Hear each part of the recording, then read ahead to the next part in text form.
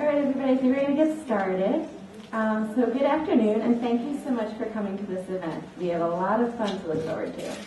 My name is Alana Wexler, and I'm a member of the Macro Social Work Student Network. I wanted to start by giving a brief explanation of who we are and what we're here for. The Macro Social Work Student Network was started by a group of students in the fall of 2011, and at that point, it was called the National Community Organizing Network Project. The students working on the project connected with other social work students with a macro focus at the University of Pittsburgh and the University of Connecticut, and they had a video conference. The next set of students came on board and decided that they wanted to expand the network to other schools across the country, given that the name implied a national network. They created a Facebook page, and that helped them to retain the connections that they made. When our cohort of students inherited this project, we decided we wanted to change the name a little bit since the old one seemed like a mouthful. So now we're the Macro Social Work Student Network, which is still kind of a mouthful, but we hope you like it. Our mission is to develop a geographically diverse network of and for macro practice social work graduate and undergraduate students in order to share and augment the macro practice knowledge, maintain self-awareness of macro practice as a minority method in the social work field, and to share our work with the rest of the social work field. It's important to us that it's understood that we are a student-organized and run group. Although this event is sponsored and supported by the Association for Community Organizing and Social Administration, also known as ACOSA, as well as other various generous schools and sponsors, we are a separate student-run organization. That being said, I want to express our gratitude to our sponsors, ACOSA, Silberman School of Social Work at Hunter College, the University of Connecticut School of Social Work, and the School of Social Welfare at SUNY Albany. We also want to extend a special thanks to Professor Terry Mizrahi, Dean Jacqueline Mondros, and all of the faculty at Silberman School of Social Work who supported us in this endeavor. I also want to recognize a group of amazingly dedicated students who worked incredibly hard to make this event possible. Let's give a round of applause to Shariel Epplewhite, Andrew Calderero, Henrielle George, Winnie Lee, Jamila McPhee, Nora Moran, Erin O'Toole, and Kiana Rodney. Once again, thank you all so much for being here. And all of those members are around, and you'll have an opportunity to meet all of them very soon. And at this point, I'm going to turn the mic over to Professor Terry Mizrahi.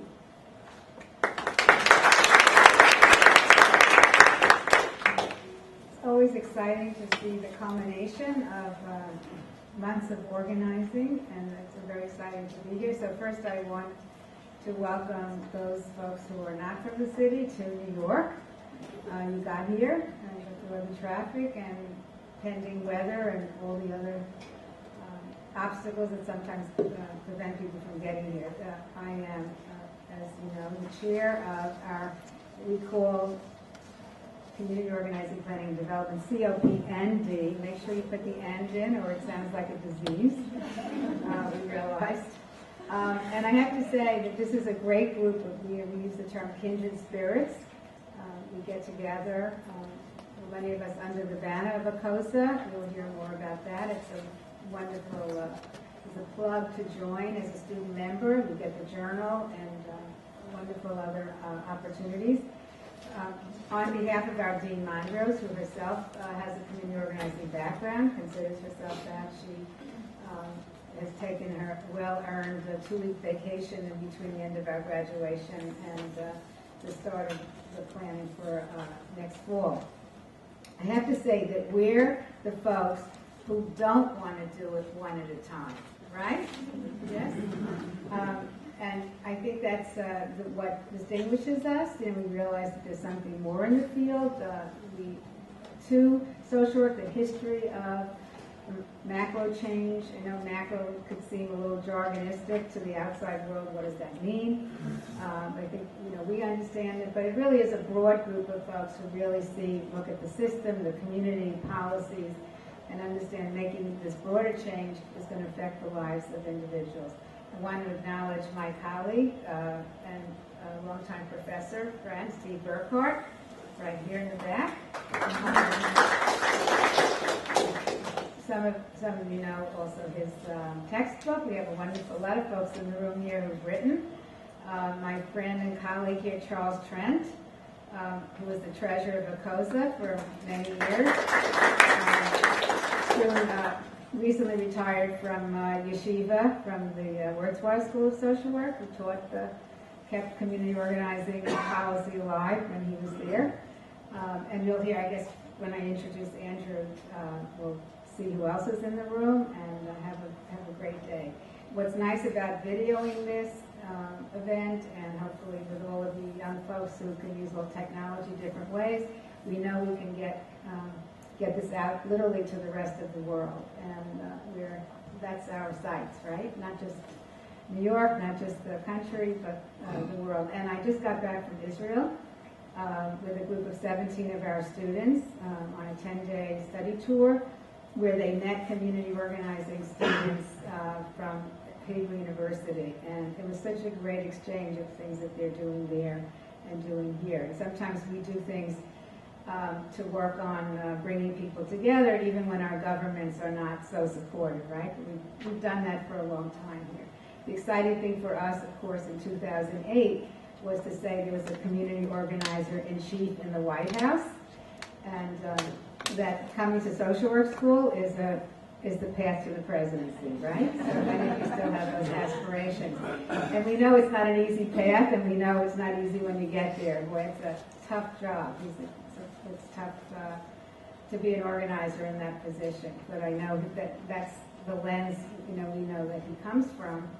And this is back to our school.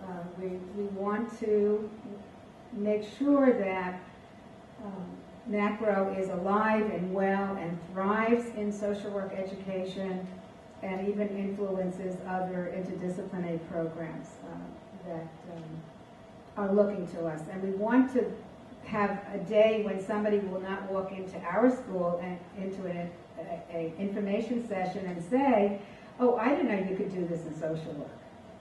How many of you started out that way? I didn't know you could do this in social work, right? I mean, so I think we have a lot to do with our image. You'll hear more about that, what the Rothman study portends for us. And basically, welcome, enjoy the day. Looks like it'll be a nice afternoon, and we'll learn a lot from each other, network, carry it forward. Thanks.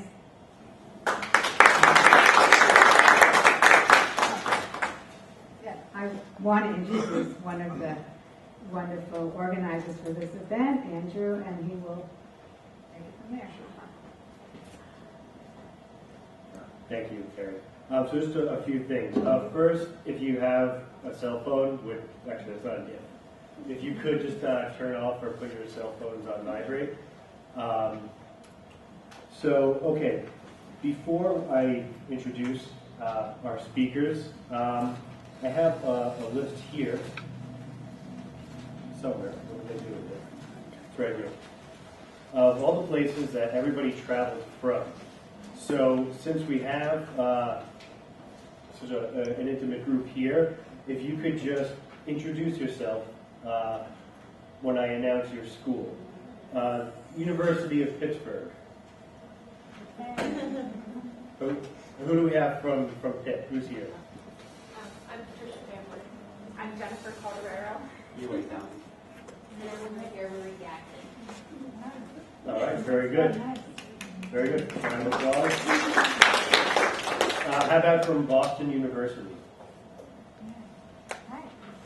I actually currently live in the city, but I moved from Boston a few months ago, and I graduated from the School of Social Work and School of Public Health at BU. Great. What's your name? Rebecca. Excellent. And Boston College? Hi, I'm Nick Campbell-Tano. I'm from New York originally, but I go to BC now. Very good. How about Columbia? Hi, I'm Daniel Bustillo. I'm a doctoral student at Columbia University. Very good. Thank you, Daniel. Shippensburg University in Pennsylvania. And my name is Tanel. Very good. St. John's? I'm Victoria, and I'm studying now. Oh, very good. Excellent. Welcome. Stony Brook University. Mike Walters, I'm an MSW student. Very good. Thank you, Mike. Adelphi? It was a nice contingent from Adelphi. Ava. Daniel Hurts. Sarah Matos. Deborah Turkin. We're in the MSW program at Delphi. They go to the city, and I'm in Garden City on the left. Very good. Over there. Oh, one more, sorry. I'm also from the Garden City campus, recent graduate, Tiffany. Congratulations. Rhode Island College. Hi, my name is Jorge Vargas. I'm originally from Los Angeles, California, but I'm doing the MSW program at. Very good. Indiana University. Hi, that's me. All right. I just finished my coursework for my MSW at IU, and I'm doing my final block placement here in New York City. All right. Excellent. Welcome. Fordham. Hi, I'm Heather. I'm going into my advanced year of the macro track at Fordham. Very good. Rutgers. Hi, I'm Michael. I'm from Rutgers North. I'm doing my MSW program. Welcome. And did I miss any schools? Silverman. Oh, and then we have VCU, Richmond, Virginia. I'm a bound student there. Andrew. Very good. Thank you. So as you can see, we have there's a breadth to our attendance, and welcome to everybody. I'll say a brief word about our presenters. We go on all day about them, but you have their bios in your folders, as well as which contains links to all of the great work they've done. So first, to my immediate left is Dr. Loretta Piles from the State University at Albany.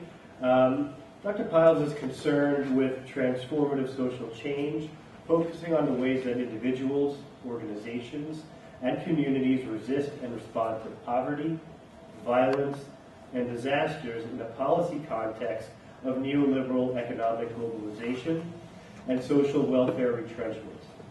She draws from critical, social constructionist and feminist traditions to inform her research and utilizes a range of research methods, including conceptual, qualitative, participatory action research, and quantitative. And then to her left is Dr. Scott Harding. Dr. Harding is an associate professor in community organizing and an associate dean of academic affairs at the School of Social Work, University of Connecticut. He teaches courses on community organizing, social welfare policy, poverty and inequality, and war, militarism, and social work. He is currently writing the first book-length treatment about military counter-recruitment organizing in the United States. He has extensive advocacy and organizing experience on issues of homelessness, affordable housing, welfare, community development, and transnational labor solidarity. So a round of applause for our speakers, please. Okay. And like I said, there's access to more info about them in your folders. And we're here today, just one more thing before I do turn it over to Dr. Piles and Dr. Harding. We're here because of the Rothman report, and as Dr. Mizrahi said, what that portends for the future of macro practice. So I had the fortune of contacting Dr. Rothman, Jack Rothman. He's a professor emeritus from the UCLA School of Public Affairs, and he actually was so excited when I spoke to him on the phone about this event. He really wished he could travel the 3,000 miles to be here with us, but since he could not, he sent a few remarks, so I'll start off with those and then turn it over to you guys. Greetings, and my wishes for a very productive conference. I went into social work because I wanted to be like Jane Addams, but I found myself in the world of Mary Richmond. I had my eyes set on helping poor and oppressed and disadvantaged people organize and fight to better their lives. And I wanted to push for reform legislation that would advance community welfare. When I heard of a callous slumlord who neglected tenants, I wanted to foment action that would pressure him to fix the rotting roof. But the many clinical teachers and fellow students surrounding me at graduate school wanted to know about his early childhood experiences and were eager to fix his neurotic symptoms. I've exaggerated, of course, to make a point. There were different approaches in the field, and my choice, our choice, was vastly outnumbered, and, truth be told, not well appreciated. The going view was, if you're not relying mainly on clinical skills, can you really be a social worker? The outlook has persisted over my many professional years. Let's jump ahead to now. I did the macro survey before you today at this event to document the imbalance between macro and micro practice in social work. The survey was members of ACOSA who were asked to report their observations and experiences concerning support for macro areas in schools of social work.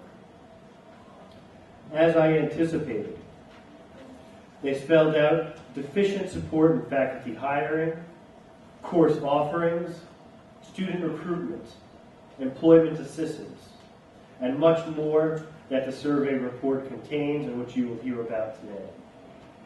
I hope that these findings would open up a discussion in the profession on an issue that is clearly in view, yet widely ignored. Ignored in a way that distorts the twofold mission of the profession: to aid individuals and families and to change social conditions that impede human development. This distortion results in shortchanging our most vulnerable citizens, racial minorities, the poverty-stricken, those in substandard housing, the medically uninsured, who require community change and legislative action to address the deprivations and injustices weighing on them. I hoped that enough people would be disturbed by the survey findings to build the momentum required to turn things around. This very conference here today is a clear signal that this is happening. Similar gatherings are being conducted elsewhere, and a strong special commission to advance macro practice standing has been established. I wish you luck and good spirit in your deliberations. And I look forward to the day when macro students will step into a world where Jane Addams and Mary Richmond stand side by side, each on a platform of solid mutual support. Sincerely, Jack Rothman.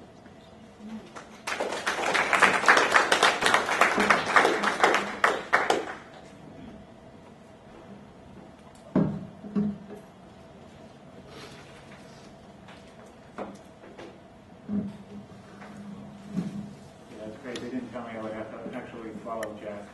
My comments, so doesn't quite seem fair. Again, I want to thank everybody for coming from California, which is where I'm from, Indiana, and places closer. This is great turnout. And I think it speaks to some of the issues that we hope to talk about and that are contained in the report. And I also want to thank the organizers of the event, the faculty, the administration here, but also the students. And I really only know Andrew's name, or can remember it, because I know there's other people involved in the organizing. Andrew's the person that we had a lot of contact with. He's very diligent, very thorough, which is a good thing. He got us here and made sure we came here. So thanks to everybody for organizing this event. And I think what we want to do basically is, I'm just going to briefly frame the Rothman report. We realize you may have read it, but as I do when I teach, even though I assume everybody, all my students have read everything that has been assigned, still like to cover some of the basics. So I'm going to frame the report. Loretta is going to talk about some of the key findings and what's happening. And then I want to offer some thoughts about the context in which we find ourselves in terms of this report, why it may be relevant, and the impact for social work, practice, and education. And just hearing Jack's comments, I'm also struck because I was thinking about, well, why am I here? How did I even come here?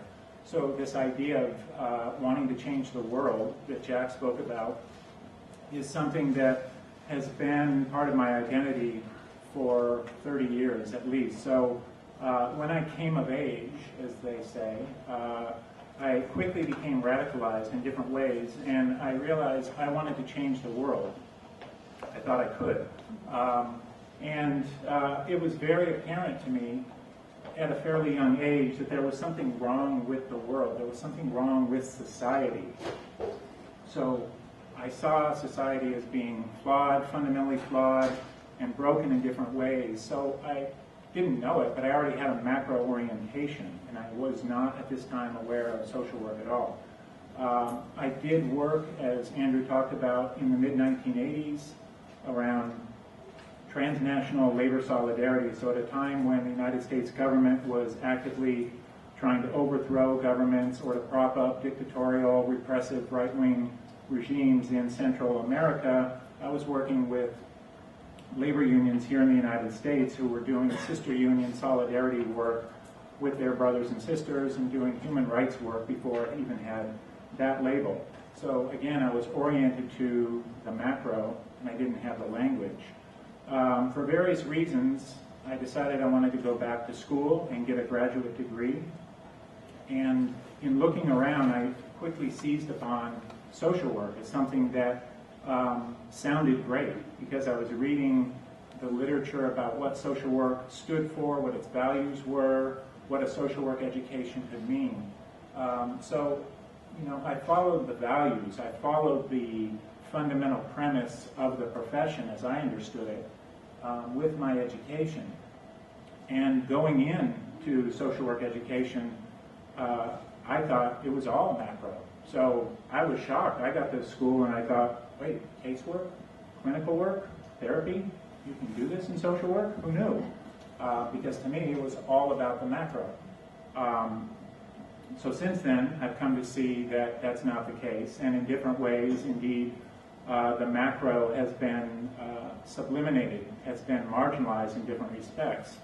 And that's part of what the report talks about. But I think it's also critical to remember that not only historically, but even now, as is evident by this turnout here today, and the fact that we're speaking in Hunter, that I'm from Yukon, where we have a concentration in our MSW program in organizing, in policy practice, that the macro component of social work has and remains a vital part of our identity and the type of work we do. It just has gotten short shrift in different ways. So we're here to talk about the Rothman report, and in some other communication that I've been privy to, I think Jack Rothman and some others in ACOSA have talked about this report and described it as a, and I'm quoting here, chilling document capturing the state of macro practice in the academy and the larger social work profession. So that's a fairly damning indictment about what macro practice, the state of macro practice and what it's like now.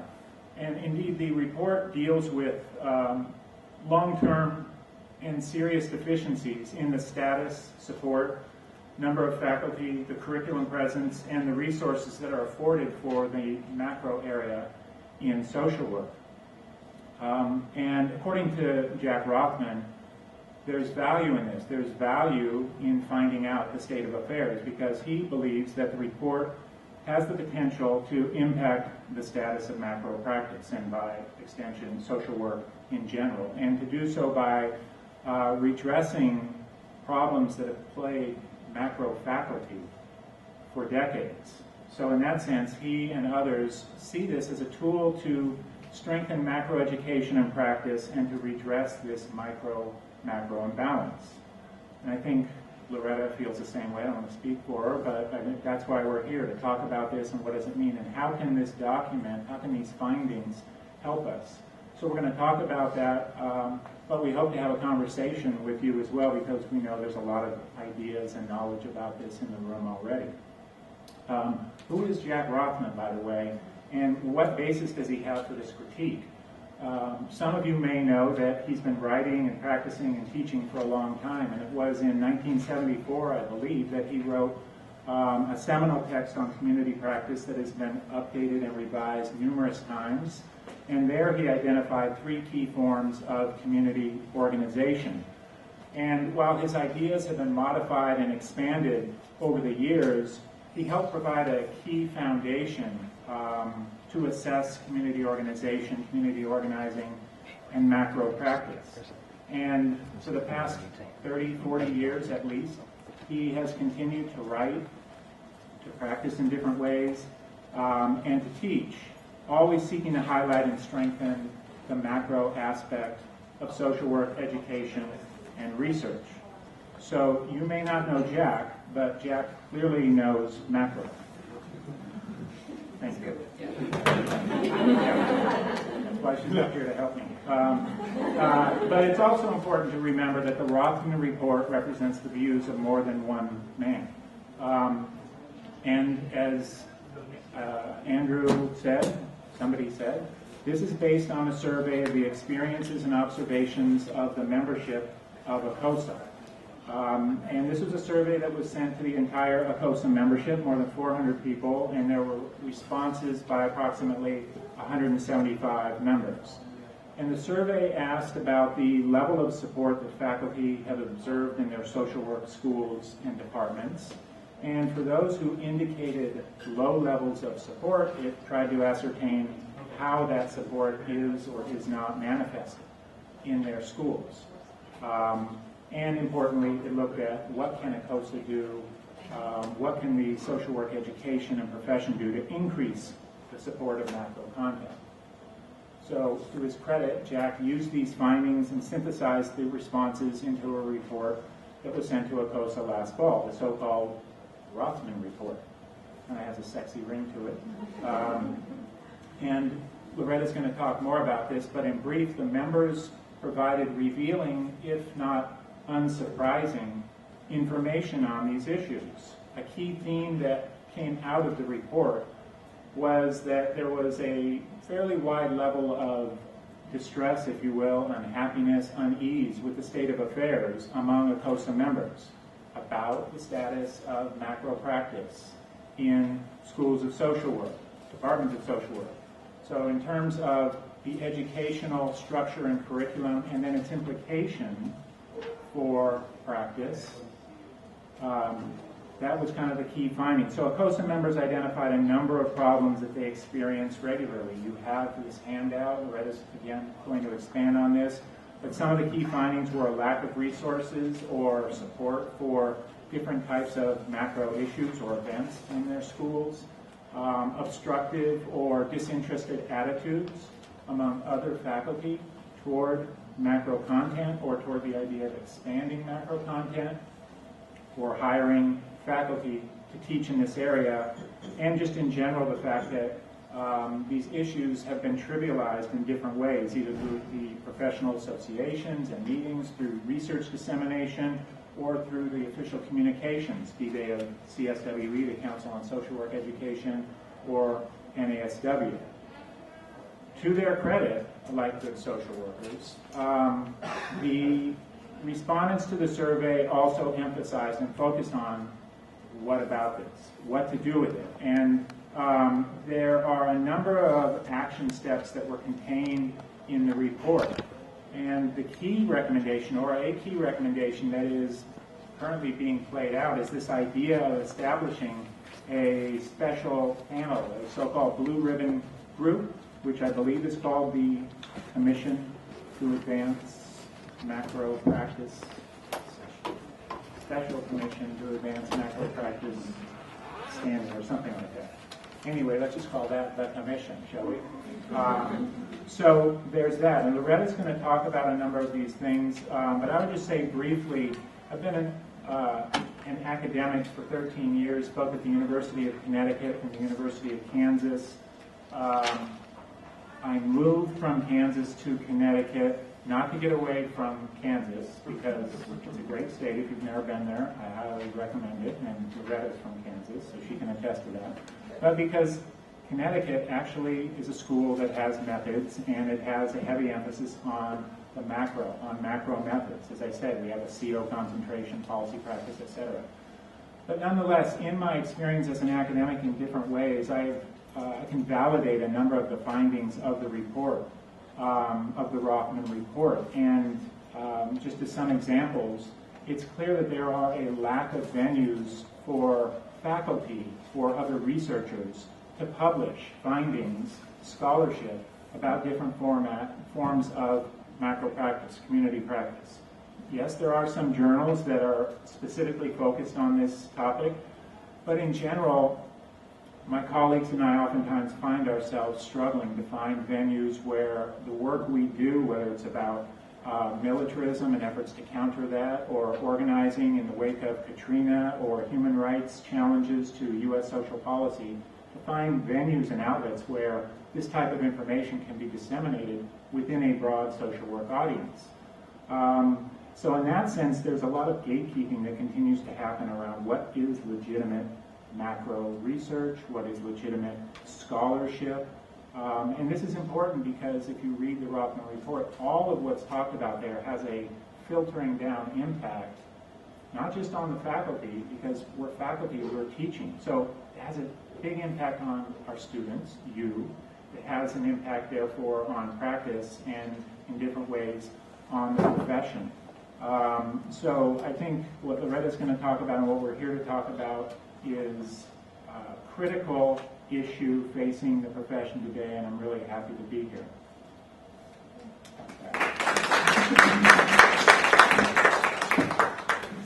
Great, thank you, Scott. So I'm really pleased to be here, and pleased for all the support that I've gotten along the way to get me here today. So both Jack and Scott talked a little bit about their sort of background coming to macro social work, so I feel almost compelled to do that myself a little. So my background is more in grassroots, community-based organizing, particularly from a feminist perspective, as well as environmental organizing. My first job was as a canvasser for Greenpeace, going door to door, canvassing for Greenpeace.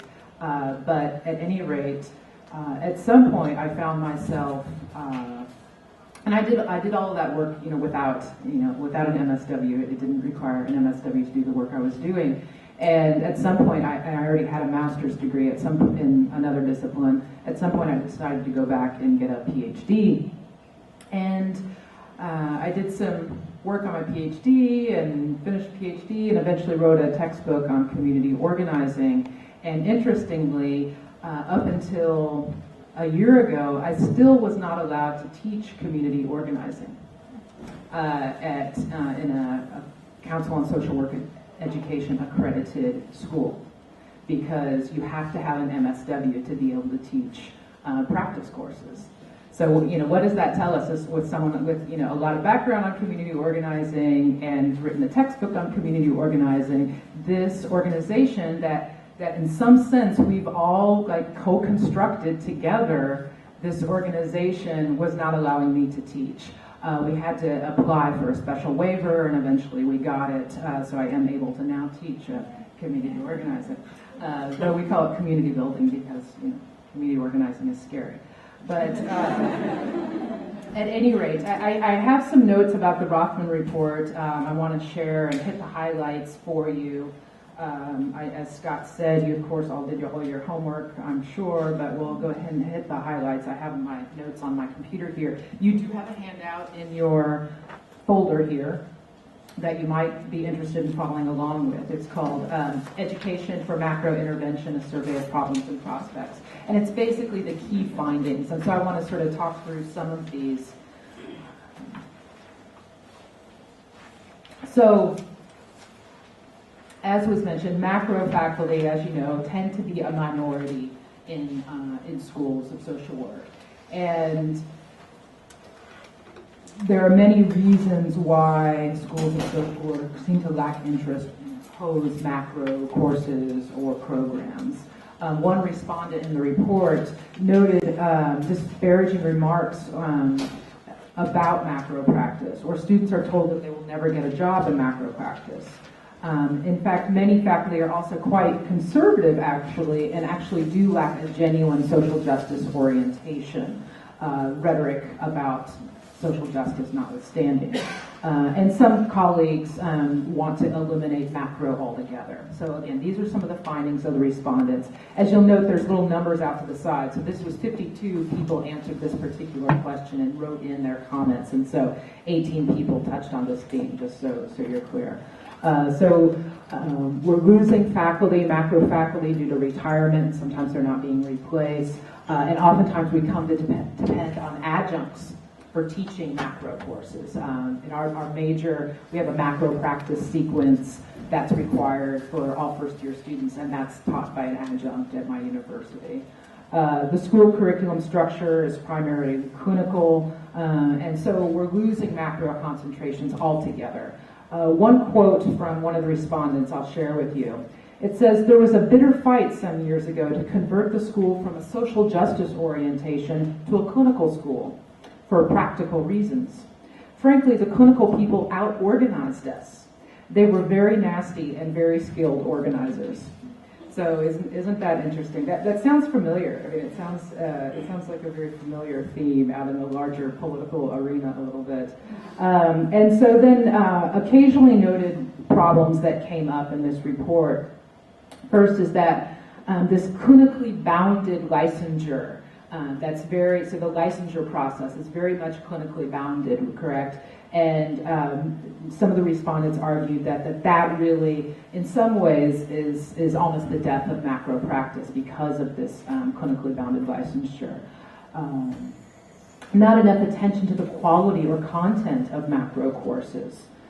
Interested students who are not concentrating in macro become discouraged about exploring the area because they're not able to take anything beyond a first course. So there's one basic first course offered, and then there's not much else offered. So those of you that are coming from schools like Hunter that have intense, wonderful concentrations, some of these things aren't going to be resonating for you. But for many of us, like at my university, where we have a clinical concentration and then a macro concentration that includes administration and all sorts of different kinds of macro type things, including community building, all in one.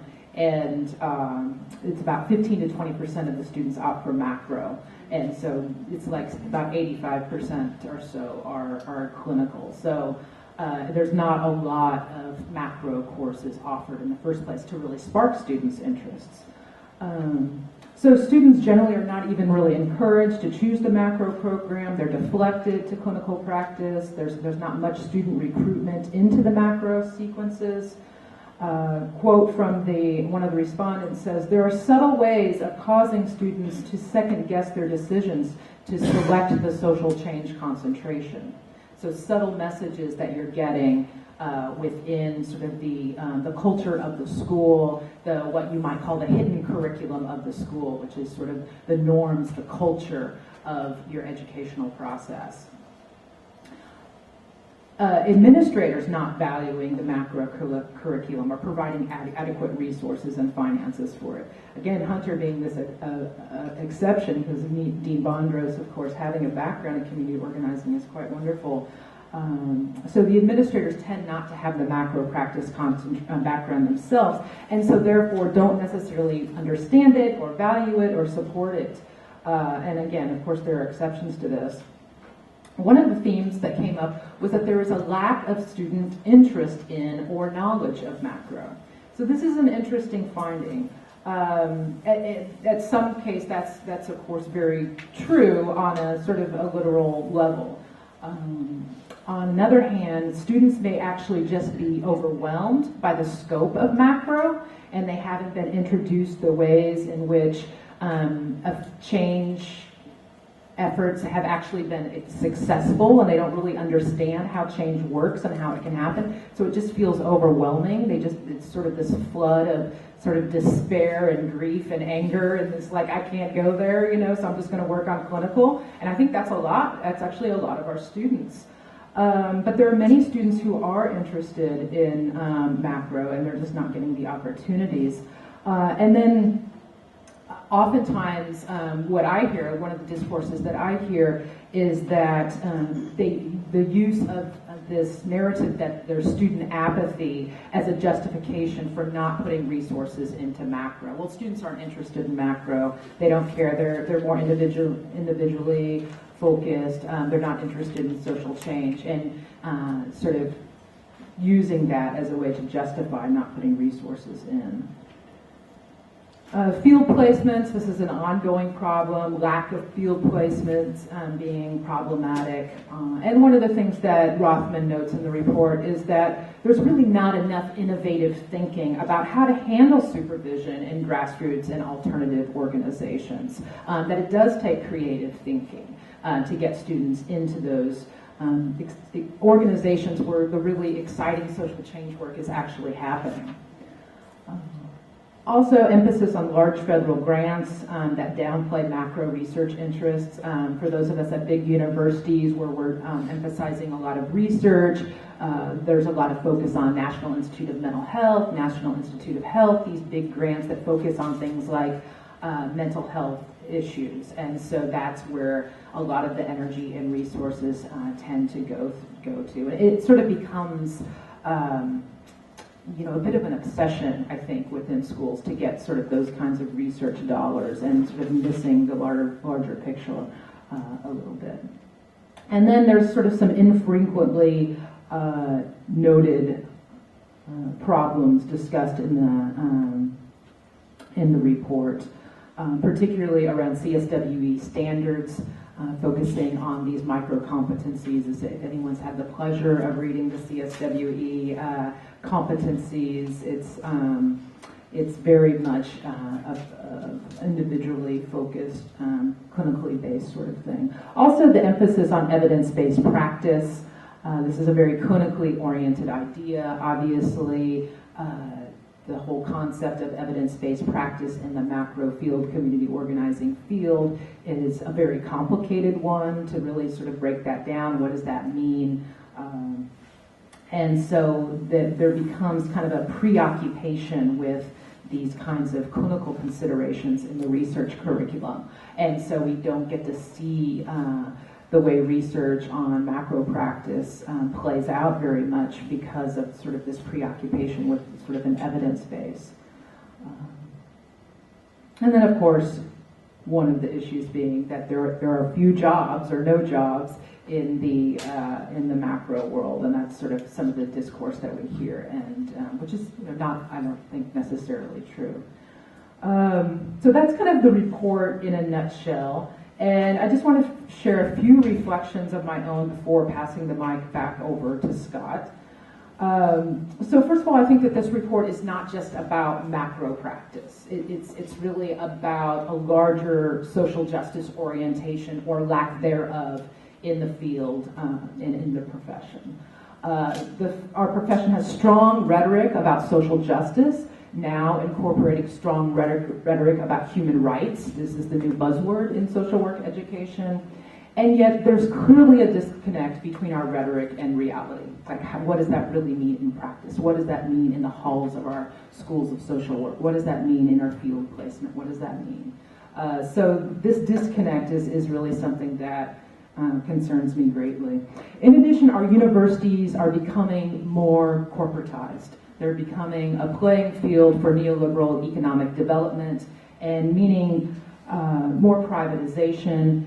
The bottom line becomes really more important, and part of that is certainly is the policies that we're faced with, particularly at public universities, right? That we have lots more retrenchment, less money going into public universities, administrators being in these situations where they're feeling like they have to do certain things to try to make the bottom line. And so these bottom line and other utilitarian agendas, I think, become more important than educating students for our mission of social work. But I think it's important that we see universities themselves like any other institution that we would target for social change.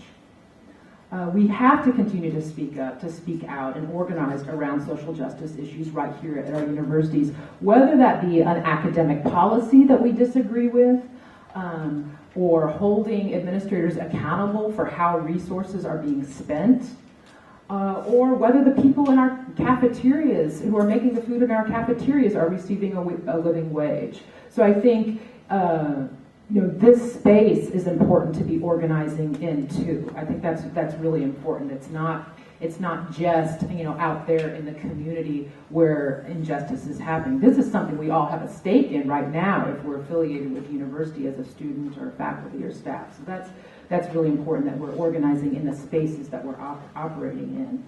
And then I wanted to say something sort of from my yoga teacher hat a little bit. I teach yoga on the side, and for me, I want to really focus on the idea of tuning into the sense of despair that this report may cause us.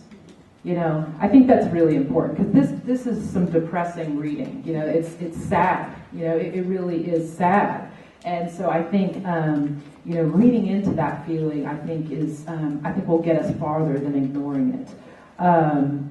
I pretty much, weekly consider leaving the field altogether. I mean, it's pretty regular for me to consider leaving the field of social work, leaving academia, for some of these reasons, because I feel so marginalized, because I don't find allies and solidarity amongst my colleagues for social justice issues. And so I feel a strong sense of despair lately. But I found that being willing to be present for these feelings like anger and grief and despair is more productive for me. And by being willing to acknowledge this and speak out about it, I'm more clear and present in my own advocacy efforts. And then also I wanted to say that I think it's important that we do advocate for a holistic approach to social work. That by perpetuating a micro-macro divide, I think we're getting sort of sucked into something that we might not want to get sucked into. And that's, this perpetuating of dichotomous approaches is not sort of, and then it can create sort of us and them approaches. It can create these sort of false dichotomies as well that don't even really reflect reality.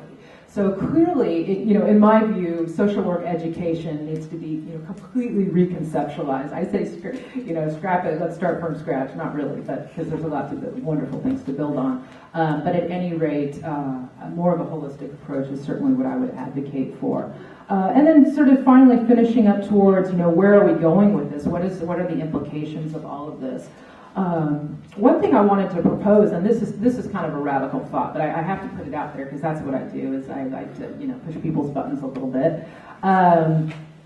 Maybe our work as community organizers, as macro practitioners, is better not to be conducted from academia. Maybe we ought to just quit beating a dead horse and look for alternative spaces to do the work that we want to do. Indeed, most of the successful community organizers certainly don't have social work degrees, right? They were educated through a long-standing tradition of popular education and mentoring of organizers that traces its roots 100 years ago back to the Progressive era. So there's this whole history of community-based education for organizers that I think we cannot lose sight of. And I'm not really arguing for this necessarily, but I think it's something we should be willing to look at least. But maybe we are interested in fighting for this profession that's clearly been co-opted. So if we're interested in that, then we have to figure out what our path forward is. And so one of the paths forward is this commission on the advancement of macro practice. And the membership is just being finalized right now. It's a lot of faculty members from universities across the country. We're getting practitioners involved. We're getting politicians involved. I believe the idea is to have some students on this commission as well. The first meeting is going to be next month, so we're mobilizing now. We're moving forward and going to create a campaign to affect change around this issue. And so that's kind of where we're at. I definitely would like to leave some kind of sign-up sheet here for anyone who is interested in getting involved in the work of the commission and helping to advance that agenda. So I think I'll stop there, and Scott, who's so awesome, gets to speak twice, will now speak.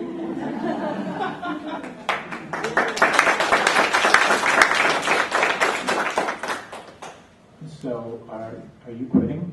Okay. I was confused. All right, so just briefly, because I guess my second comment should be brief, that was the hint there. Let's think about the context in which this report is then written and distributed. And I'm just going to talk about what I see as some key trends that impact local communities and social work education. I'm sure others may disagree or have different perspective on some of this, but for me, these different phenomenon have a direct impact on local communities and by extension on the academy and the social work profession. So on the one hand, overall, we live in a time when, at least in the United States, the state government is less responsive to working and middle-class constituencies, and all of this is happening within this kind of politics of fear, as I would describe it.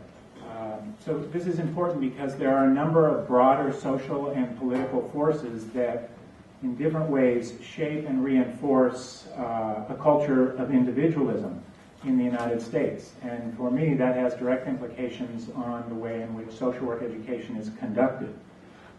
So this takes a number of different forms.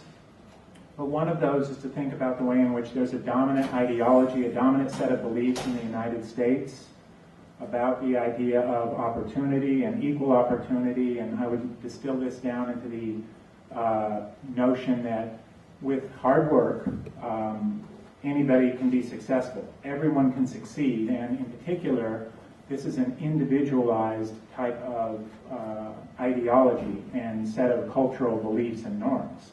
So this is important because, by extension, many, if not most, problems in society are therefore perceived as personal. Somebody's unemployed, they should just get a job. Somebody's hungry or struggling or depending on state welfare benefits, what's wrong with them? So again, this idea that problems are personalized and that solutions are oftentimes framed as individual as well. This is ironic because we live in a period of 30 or 40 years in which poverty has been entrenched in the United States. So since the last vestiges of the war on poverty, since the early 1970s, there have been periods where poverty, the official poverty rate has fluctuated in the United States. We're in a period where it's higher. There have been periods where it's lower. But in general, it has not gone below 11.5%, 12%. We have a permanent poverty problem in the United States. And we also have witnessed 3+ decades of rising forms of inequality. Income inequality, wealth inequality, most notable, but also racial inequality and gender inequality as problems that remain unresolved. Against this backdrop, we have a fiscal and budget crisis. The welfare state and the public sector remain under assault at the same time as labor unions, which have historically been something that social workers were involved in and even continue to work in and to unionize in some respects. But labor unions themselves have been under attack, as have the gains made by feminism and different forms of civil rights organizing. All of that coincides, coincidentally, with rising forms of inequality. We see a greater reliance on the private sector. So at the same time as social problems are intensifying, the average worker's well-being is being undermined. Cuts and retrenchment to the public sector facilitate this idea that the private sector, charities, nonprofits, faith-based organizations, community-based organizations are the best means to try and address these social problems. Now, certainly there is a role for these types of groups and organizations, but what we have witnessed is this intensification and promoting the idea that only the private sector can address key social problems. And this stems from a rather distorted view that's also promoted about civic engagement, democracy, and the role of government. So the idea that has been promulgated in different ways is that we should be distrustful of the public sector, politicians as well, which has produced a cynicism about and alienation from, in different ways, public and political life. So I'm generalizing here, of course, and I know we're in New York City, but believe it or not, outside the city boundaries, there's different ways in which life happens, and that community participation, community organizing may not be as vibrant as it is here in New York or some other cities.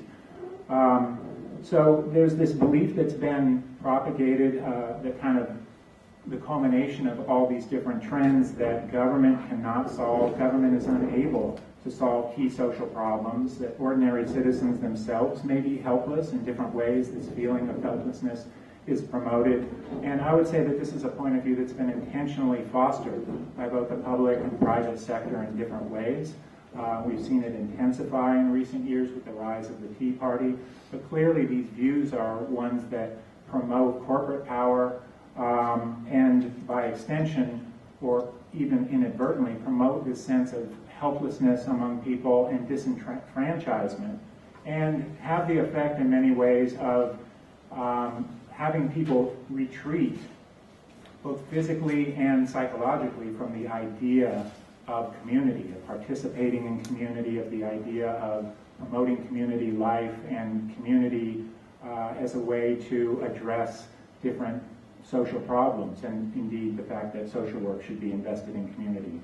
So in that sense, maybe it's not surprising that social work has grown more conservative, that social work is less willing to confront state and corporate power, and as a result we get more micro and less macro. Sorry for that noise.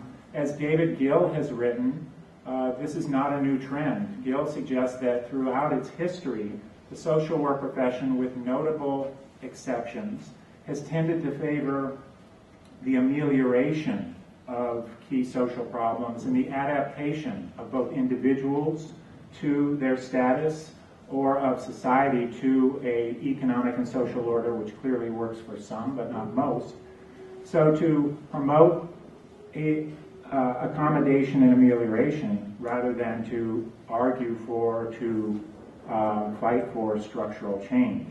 So if some of what I said before in thinking about the context is true, then in some senses it's easy to think about why the micro might be privileged. It's much easier, at least conceptually, to think about fixing the individual than it is to try and change policy, or to think about how are we going to organize local community members, how are we going to transform a broken system. Indeed, those tasks seem monumental compared to the idea of working with individuals, having a caseload. But here is where I think macro is really important and serves as a vital tool, because macro, for lack of a better term, let's just call it macro social work, helps lift the ideological veil that I was describing earlier, and can help us deconstruct the social, political, and economic order, and in doing so recognize the clear need for social change, and the idea that the way forward has to be predicated on trying to empower oppressed groups in different ways.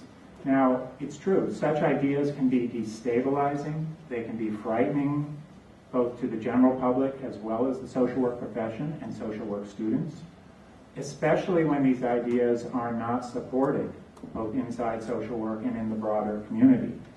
But if we go back to what Jack talked about and what you've learned throughout your social work education, it's clear that the values of the profession and through different historical periods suggest a need for greater focus on the macro, as does the broader social, political, economic context in which we live. I think it's fairly safe to say that we have a need now for more trained macro social workers, not fewer. The last time I checked, many of the social problems affecting this country, cities like New York, both urban and rural locales, by and large remain entrenched or have gotten worse in different respects. So I would say we clearly need more macro. We clearly need more people out there organizing, working on policy, and that can still happen in a culture, in a climate, in a context of where we have clinical social work and casework, people are providing valuable services. The Rothman Report offers a tool to mobilize in different ways for significant, far-reaching macro change, both within the social work profession and in the broader society. As Jack Rothman himself says, this opportunity that is presented by the report should be given high priority. And it's clear from the report that that is something that is happening, or we know since the report has been published that's something that's happening, and it lays out a role for faculty and by extension social work practitioners. But I would also add that whatever change is going to happen, can't happen, won't happen without significant student input. And that's where you come in. I think it's notable that the report and recommendations, the Jack Rothman report, the Rothman report, tends to ignore the potential impact of student input, of student advocacy on trying to change the culture within social work education. So that's a challenge, I think, for people here to think about. So, for example, the Student Network, I want to say MSNBC, but I know that's not your name. The network. Think about expanding. How can you expand beyond locales where the usual suspects, like at Pittsburgh, at Hunter, at Berkeley or Michigan or UConn? How can you expand and use that expansion as a way not only to network with other students, but to create a mass and energy for at least dialogue on this issue, if not to create some momentum for more macro content. So in that sense, I think a coordinated and organized effort by students for changing social work education would be important, and I believe it would have a significant impact. Yes, we'd all like to think that faculty and experts like Loretta and myself can take care of the problem, but the reality is that we have in part created the problem, and that student pressure from below, what we talk and teach about, would be critical on this issue. It wasn't so long ago in this country when student activism and organizing helped create different types of educational structures and programs that we take for granted. So it was student activism and organizing that helped create or expand programs in women's studies, in Chicano studies, in Black or African American studies, Native American studies, etc. So we know from our recent past that your participation, your activism, your voice is not only essential, but it can be effective. So that's the challenge, I think, facing you and all of us here today. Thank you.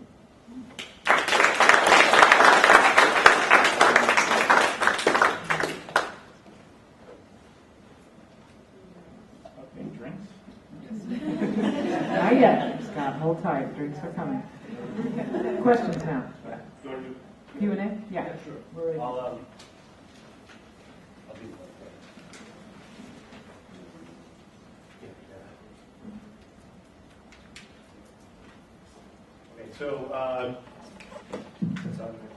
so we'll open it now to question and answer. Raise your hand. I'll bring the mic to you.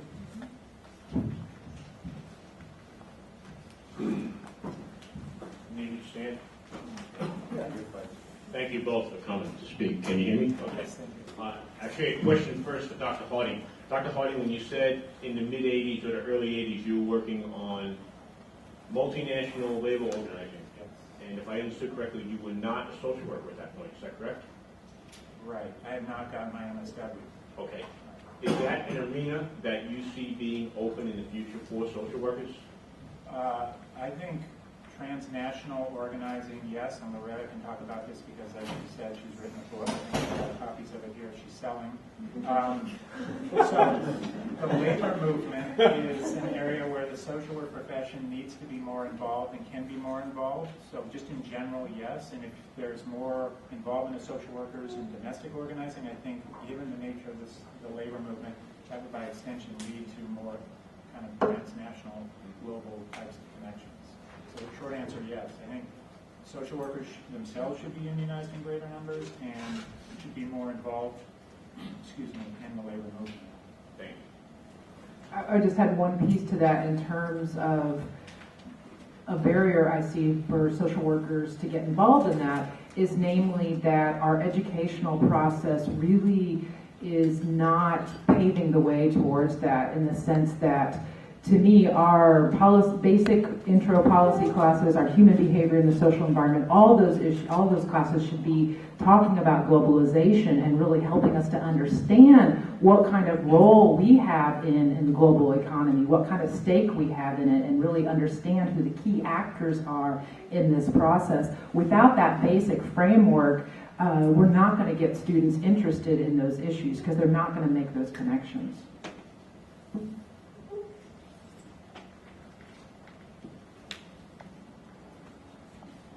Hi. You mentioned earlier this idea of kind of decentralizing kind of social work knowledge from simply institutions of higher learning, and I agree. I think so much of that history was kind of held in so much in marginalized communities really early on. So I think that idea is really kind of provocative to me. But it also kind of connects to this kind of other idea that Scott was mentioning about kind of the power kind of being within students. And my kind of question is, well then, for me, that connects to, as a student, to be able to connect to people who are in these kind of positions of power, such as instructors, such as administrators, such as deans, to be able to be willing to be mentors to us. And so I wonder then if there is a need and there's a willingness and there's an availability for people such as yourselves to be able to say, like, I'm going to take you under my wing. And if that's the case, then what do we as students need to be able to do that, or what's the best way to be able to connect with you on that level? It's a question for both.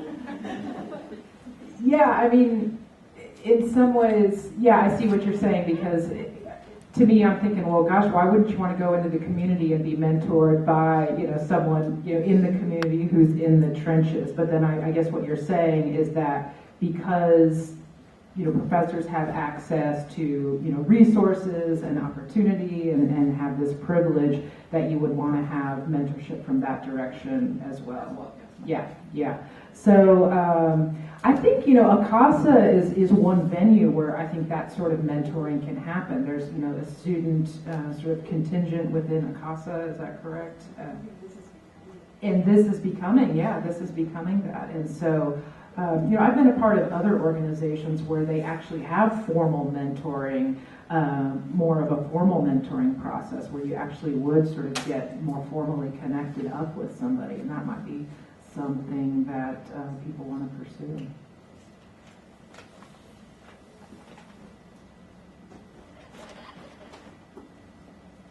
Hi, I'm Deborah from Adelphi. So turned 44 or 43 last July. In August, walked into Adelphi. Next thing you know, I was in the social work department. So going for the MSW. And I got there, and my viewpoint from a 43-year-old was very different from the viewpoint of people that just had gone from undergraduate into an MSW program. I come from the University of Buffalo as an undergrad, where we did a lot of political action. We stormed Albany and fought for tuition and talked about the bias-related violence bill, and went into the social action day committee meeting. And the professors were all freaked out, and they're like, the faculty there was a steering committee, were like, well, that's going to be a lot of work. And I just went, but you got to ask the students, they'll do it. And it was controlled by the faculty. And they weren't able to let go of that control because, we don't want people to see us in a different way. We don't want to cause an upheaval. God forbid it should get out of control and something wrong should be stated. And I think, giving students the validity of what's actually going on out there. We're in the trenches. We're living with high interest rates on our loans and trying to raise families. And there aren't any scholarships for MSW students. It's all undergrad and first year, and if you're going into, and where are we going with that? We're going to come out with $100,000 in loans just for our education. But at the same time, we cannot sit by and watch on a macro level for everything to just disintegrate. So I had a lot of complaints because I'm vocal, and next thing you know, we just created the Student Advisory Council, where it will be bachelor students, BSW students, and MSW students coming together to talk about our education. We don't like the fact that we only get to take one elective. And Adelphi is a generalist practice school, so I didn't really know what the other schools are doing, but I just heard at UConn you have a track that you have to follow, and this is where you're going to go. Also, a lot of professors go, oh, well, policy, it's horrible. So, the policy is boring. Well, I found it really fascinating where our history came from, and every faculty meeting I go into, I hear the Jane Addams, and, I hear different things in our history going on still today, and people fighting and making social work an acceptable profession or a scientific profession, and having to validate our profession. Well, micro and macro have to work together, because at a macro level, if we don't change it, then it's not going to get filtered down, and we have to change the policy and change where the money goes. So I encourage all the students to go back, create an advisory committee on your education. You're paying for these faculty to be there. If you start squawking, guess what? They don't have a job.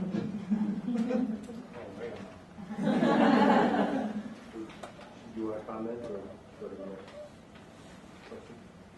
Well, yeah, I was just going to say, yeah, that's really beautiful. I was going to say, power yields nothing without a demand, right? And so you've created, you've done that. You've organized and created this group, and that's fantastic. And the university social work departments is just another place where patriarchy, Eurocentrism, capitalism is manifesting itself. And it's just another space where we can organize. And I'm really inspired by you, by naming what you see and then taking action. I also think it's very easy not to do what happened there, or not to do what's happened in other locations and institutions. So around curriculum issues, well, we can't change it, so we'll just finish our degree, etc., or other types of issues. That could be true, or you could try to change it for the next generation of people who are following you, and just try to set that example and become more involved just in general. So it's an excellent example, and I think just the idea of student involvement in curriculum issues is vital. These decisions generally are made without student input, and I think students have a lot to say. As somebody, as you said, you're out there already, you're practicing, you probably have a lot of good ideas. We ask you for your ideas on your assignments. I think we could be strong enough to listen to what you have to say about your actual educational experience and potential curriculum changes.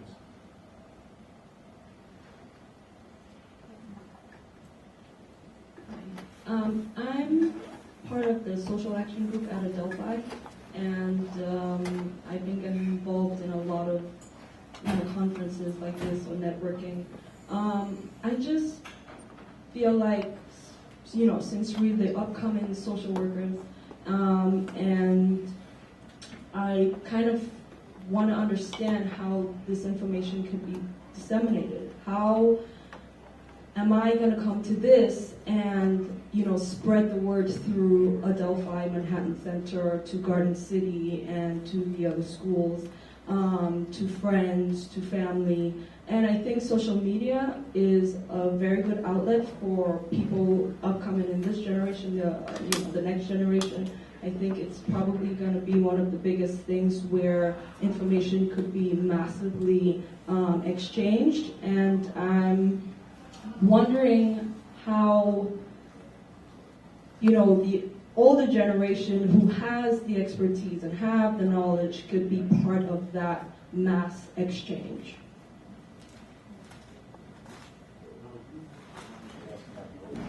That would be you. I was playing volleyball in high school. So you're asking how can people who've previously done organizing work help work with students now? Yeah, before social media was what it is now. You know, like you guys probably did things differently than how we know it to be. Right, exactly. So people are not sending letters anymore or doing telegrams. Right, the Pony Express, I get your point, yeah. How can this be, translated along? Yeah, and I think partly what has to happen is that you and others from Adelphi need to start talking and organizing locally, as we would typically say, and finding out what are the issues that students at Adelphi and or faculty are interested in, how might that relate to this network here, and the report, et cetera. So part of it is just kind of some basic organizing principles and engaging in what may have been called in the past affinity groups or discussion groups. And you need to decide how you use the technology and what you do with it. But really, part of what has to happen is different forums like this at the local level to start talking about what are some of the issues you see. Is there a desire among Adelphi students, for example, for more macro content, for an organizing track, et cetera? So I'm not sure I'm answering that. There's the whole time. I don't need the mic. A couple of things. I thought the idea that you had about the mentoring from across the country to be able to help people is a wonderful one. That there's no reason why we can't use social media to connect this group to ACOSA and people in a variety of places, so that if you're isolated in one area, it doesn't mean that we can't, through Google Group or Skype, create this. Clinicians now do therapy one-on-one here in the U.S. to China. If they can do it one-on-one, we can do variations of that, and have to think of creatively using social media to be able to do that, to be able to create the kind of thing that you're saying, to have once a month a strategic discussion that creates a Google group to be able to speak about the issues that you're feeling in isolation with, that where we together, not just a mentor, but all of us, 6 of us or so at a time, support each other on that work.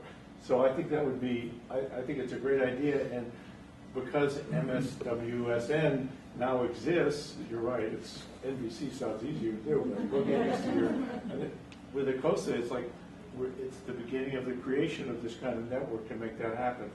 The other thing is, I have a story here at the school, here at Silverman. We tried for 30 years to get an anti-oppression course, and we weren't able to do it until students organized where they got data from faculty and students. And I want to speak to the issue about data, which is, oh crap, more data we got to do. Well, you have to be able to use, whatever tools you need, because it's not about are you right. If it were simply a matter of social justice being a right, we would have won a long time ago. But it's not about being right. It's can you convince other people to strategically work differently. And in this case, they collected data where they first asked very creative, the students did this. They created very thoughtful questions to ask faculty about support for, in this case, anti-oppression or macro type work.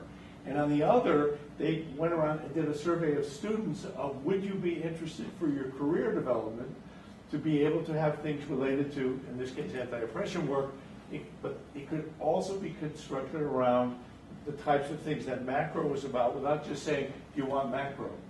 Do you want to be able to work with your people more collectively to be able to answer their needs?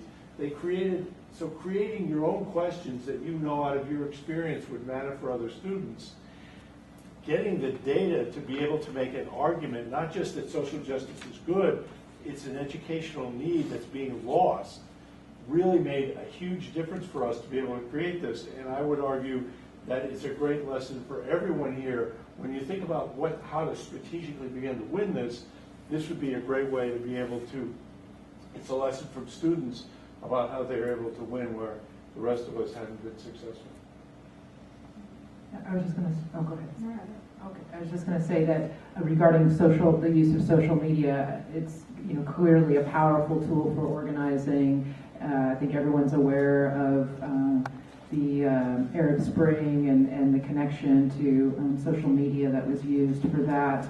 and everyone probably has a good experiences organizing events through Facebook where that can be powerful. But it's also important to remember, looking at different levels of relationships, and a social media relationship, having a relationship with your Facebook friend from the 3rd grade is a lot different than sort of a personal kind of relationship. And for me, it's all about those personal connections, and the one-on-one is still sort of the tried and true way of organizing someone, really sitting down and having that conversation. People remember those conversations. There's an embodiment to that. I think that's important. And also one other thing, and just in terms of organizing at the university, social work students are going to eventually go into organizations and agencies where there is similar kinds of social injustice. There's hierarchy, there's social workers, there's a lot of disenfranchisement among social workers, there's policies that people don't agree with, and so it's a good idea to start now in terms of modeling how you want to operate in difficult, challenging organizational environments. And I think it's our job as faculty to mentor and support you about how to maneuver that, how to work within the system, how to build allies, how to target people within the system.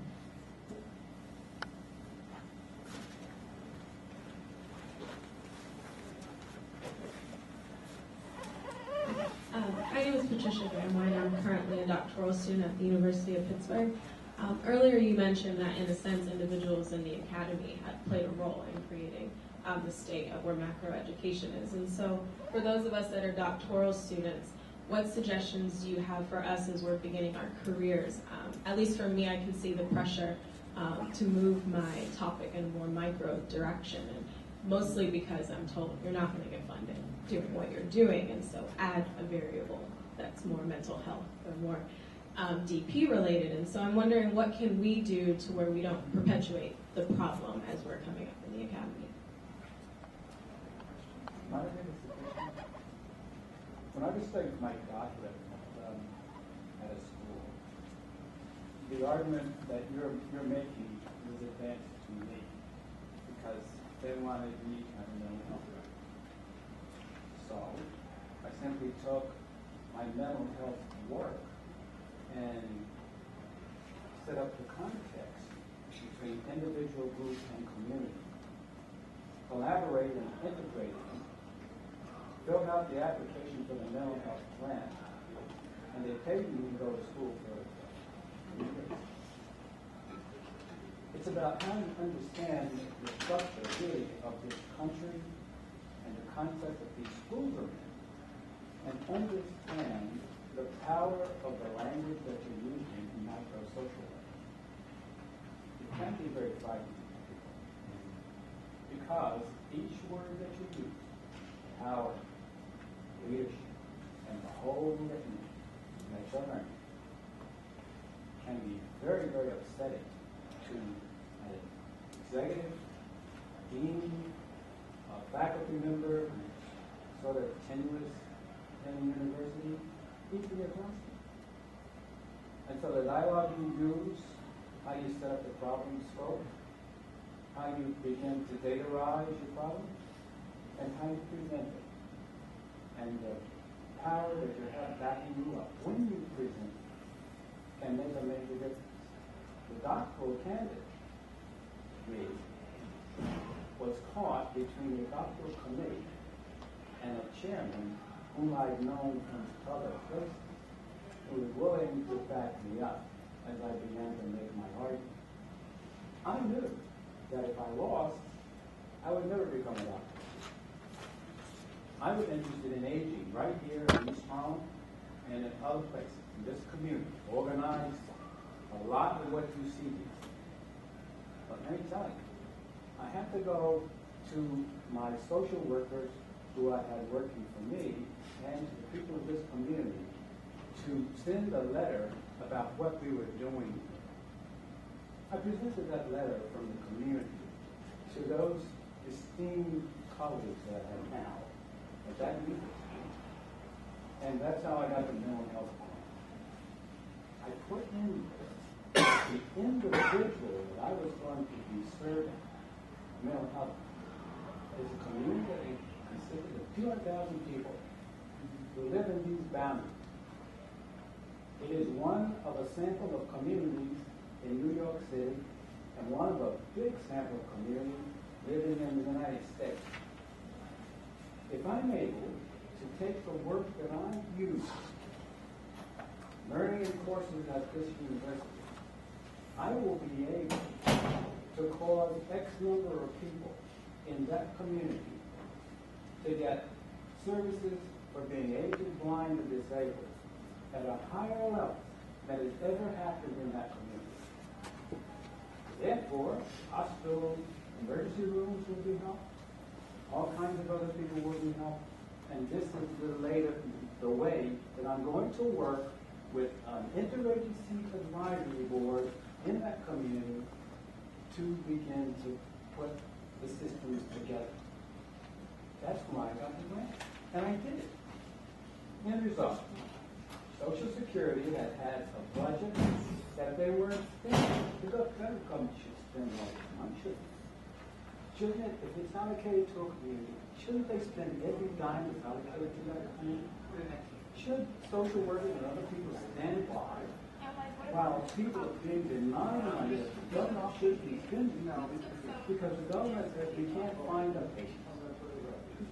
What if you're working with old people who live in an apartment, haven't been out of the apartment for 10 years, nobody knows they're there, but they're blind or disabled and deserve, say, SSI? Why should they be denied? Who should find those people and bring them to Social Security to get that money? Well, that's what we do. We help Social Security, the federal government, distribute millions of dollars of money to people who were underserved in the community because their justice was denied and no one took the time to find it. Sometimes use common sense. Take the language of the macro stuff, put it within the context of some mental health stuff. No one knows about. File the application and you get your doctorate grant. Force your doctor, people will get it for you. And that's all I'm saying. I mean, I'm just talking from personal experience. I'm not talking, I hope this helps. Yeah, well, I sort of wanted to bring it back a little bit to the rest of the day here. That you all got here because of different aspects of social media, right? So you'll think about how you got here and how you can stay connected, right? So I think it started in 2011 in student groups, and it's really grown, and we have tremendous listserv now, or whatever you call the new version of that, and you're all connected. So the question is how you use those connections. I mean, I think getting connected is the easiest part, right? I mean, it seems to me it's a heck of a lot easier today than it used to be to get connected. The question is, what are you going to do with those connections? So I think it does break the isolation. So what are there, 13 or 14 different schools represented here? So that's 14, if you see yourselves as the ambassador, and you see yourself as the liaison to those programs, when you have a little issue, you can say, help, I'm struggling. I think the informal mentorship that Steve, talked about is as important as the formal stuff. That we have this network, and this is very exciting to us who were part of a COSA when we didn't have it. So I think that's one thing, is that you already connected, and how do you use those connections now to strengthen your own resolve, but also recognize the second thing I just want to say, there's three things. The second thing is how hard it is to make change from within, okay, right? So and I know our students have tried it. We have a CO course, my course, and the students have a campaign, and a couple of students did address. This is one of the results of that campaign assignment. Another one was to put a global lens. Apropos both of you talking internationally, bring a global lens to the curriculum, to Steve's, my colleagues' practice lab and other places to look more at that, and to see how hard it is, right? We know that there's a process of organizing and making change, and making friends from within, seeing who the allies are, who the opposition is. It's not easy, and on the trenches, it's not glamorous. right? There's a lot of hard work, but I think over time it works. So the other thing that I see happening here for us at least is passing the baton. So, making sure we have incoming CO students here today, and we have folks who are just graduating or have just graduated. I see a few folks back, to keep making, so it's, making those links among ourselves. And understanding, the strategies to make change. And then I think going back to the commission, I sort of feel selfishly that I want to take advantage. I'm privileged to have been asked by my colleague to be a co-chair of this Rothman, this special commission. So I'm going to be, some of us are on it, Steve and Scott, Loretta. We want to take this commission and do something with it. So we want to stay in touch with all of you. The rest of the day, we want to get your ideas, because I guess that's the next part of the program, is to break into groups and to really bring the ideas back. Put it up there, say this event is just one of the series of things that can happen. I think ultimately, though, we can't change. We're not changing the world overnight. We're going to change. But if we shift the kaleidoscope, I like to use the kaleidoscope metaphor a lot because it can be overwhelming. I think your comments were really. It feels overwhelming to change an agency or change a curriculum or change a community or stop gentrification. But I think if you think of the kaleidoscope and you shift it 1 millimeter, you get transformative change. You get a whole new pattern. You don't just get a little bit, right? So think about doing one thing different. You move it a little bit. You never know when it's going to catch on. I think our students have learned we Silverman students didn't introduce themselves before, so maybe in the breaks you'll be able to do this, but I see a lot of our own students here. And knowing that it doesn't happen overnight, right? And that you're all in it for the long haul. If you think that you're in it for 30, 40, 50 years, because think that long, then lots of things can happen, right? And hopefully today it'll be a really positive, continue to be a positive experience, and be able to take things back and to build this student network. And most important is to keep it going with new students, the folks who are not here today, and to keep them involved. But do what you have. Steve gets told that. What did you say? Steve said in open space, it's the right, whoever is here is the right people. Right, the first principle of open spaces. Whoever is here are the right people. Okay, so I love that comment. So I think that's what we'll continue. Couple with. Yeah, I mean, Terry said a lot of really important things, and I would support that, especially the idea, thinking back to Ava, your question, there's already a foundation in place here, just by being here, just the fact that there is this network, so you already have something to draw on when you go back wherever it is.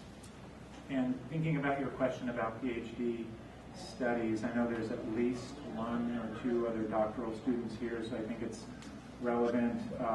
Harry talked about new generations. Clearly, those of us in the academy are not going to be here forever. I think Loretta said she's quitting later this afternoon. So there's already a new opening.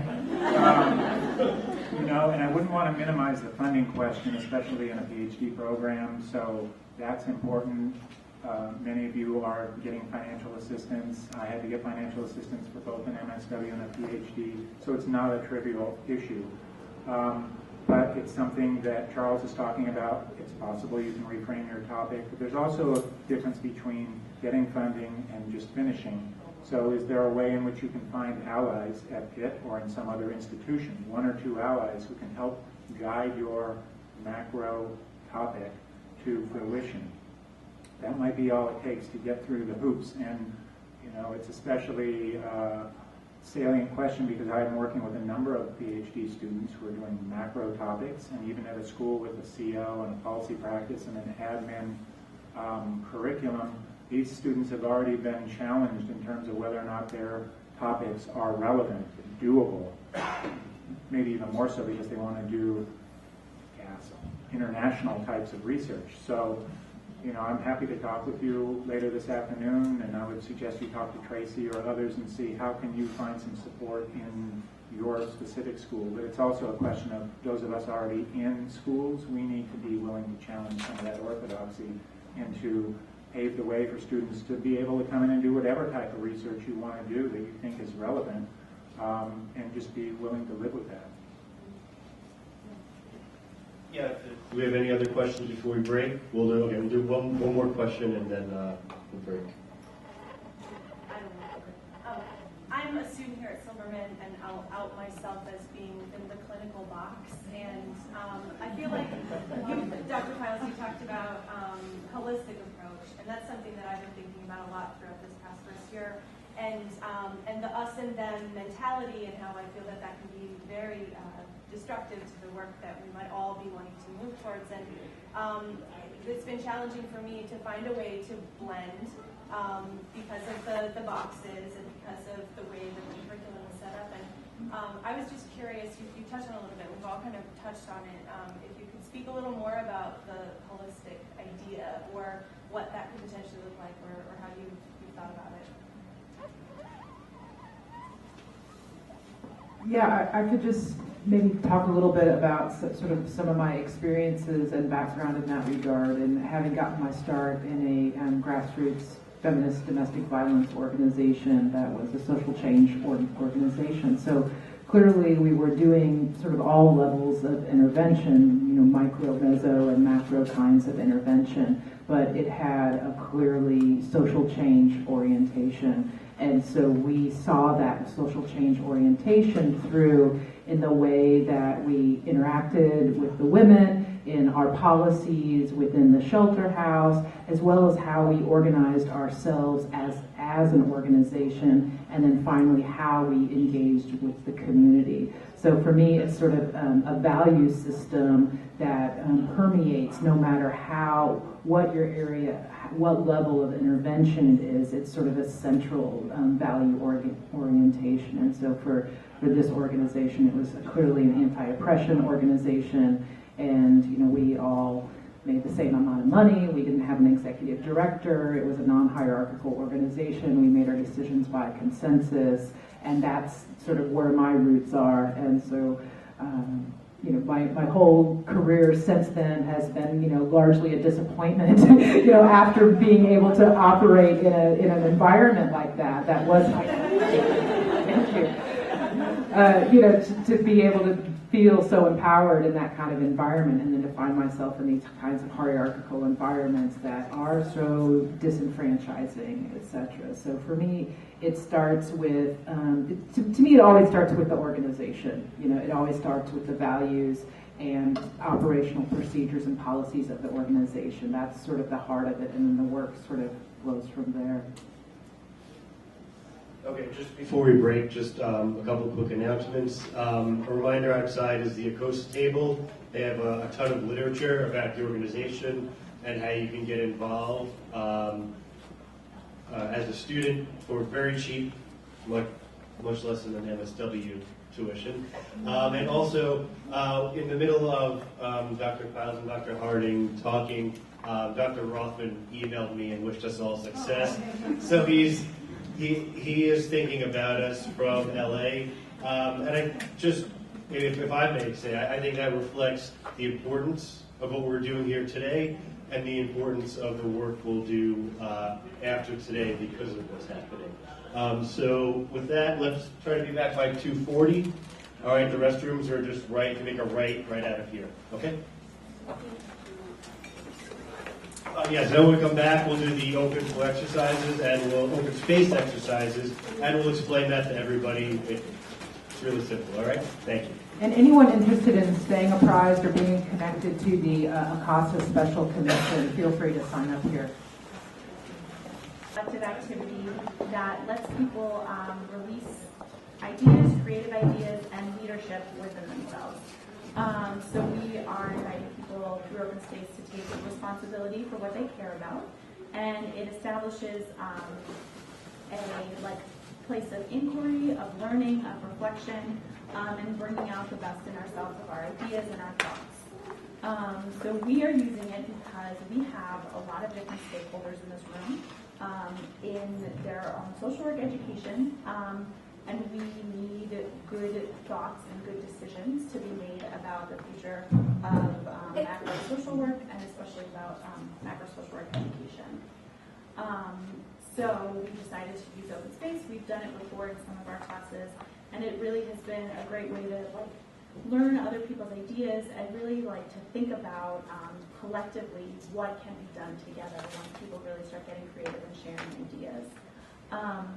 So we asked you for some topics, and we have some posted around the room. There are 5 of them. But before we go into reading those, Ani is going to read the 4 principles of open space, which Dr. Burkhardt kind of alluded to before. They started. Hello, everyone. Thank you for being here. So the 4 principles of open space. Whoever comes are the right people. Whatever happens is the only thing that could have. And when it starts is the right time. Whenever it's over, it's over. So very simple principles. There's also one other law, which is the law of 2 feet, which means if you choose to join one of these 5 groups we have up, and you want to go check out a different one, you have 2 feet, get up and walk to whatever group you'd like at any point. It's not rude. You can go ahead and explore. So the point of it is just to find the place where you are going to best contribute and where you are going to best learn from others. And if you're in a group and you feel like the time has come for you to move somewhere else, it is okay to stand up and walk to another topic and listen to what those people are saying and to learn from them as well. So we have 5 topics posted around the room. Some of them kind of overlapped with what people submitted, so we chose 5 as a way to get conversation going. And we have a name on the bottom, and that is the person who submitted the topic, or one of the people who submitted. And we ask that those people sort of stay in that group and take notes during what is being said, because once we are done with our space, we're all going to come back together and report on what was said in our groups. So that way we all can hear about the different ideas that people had in all of these topics. So I'll just start on this side. So the first one will be with Tiffany from Adelphi. Here, perfect. And it is, how do I get involved in macro level social work if my school doesn't necessarily have a focus? This one in the corner with Andrew from VCU. There you are. So thinking about licensure and licensing and how it skews more towards micro students. And what does that mean? Should we pursue it? Should we not? What do we think about that? This one back here is, how do we integrate racial justice approaches into organizational policy and practice? And that is with Rebecca, who's from BU, right there. Perfect. And this one here is, where do you start when entering the macro job field, and who hires us? And that is with Steph from Shipping. And this last one is, since we don't want to try and think about dichotomies, how do we blend micro and macro practice, and how do we bridge that divide that kind of exists between the 2 groups? And that is with Mary C. from Future. So if you can take a minute, look at the topics. If everybody who is anchoring one of the groups can go there, we have notepads here for you to use to take notes. And if you are interested in whatever topic, just take a chair and bring it over and start making circles, and we can start talking. You can make a mess in the room. Yeah, it doesn't matter. We're leaving this room after this, so we don't even have to put it back together. How do we organize so that everybody rallies and tries to affect some change? And how do we get extra classes? That was brought up. And then it was also brought up that history can kind of organically dictate this blend of micro and macro practice. And then advocating for yourself was something that was brought up in the group. And then just changes in learning activities. So, having yoga, we talked about that in classes or as means to empower victims of, let's say, domestic violence.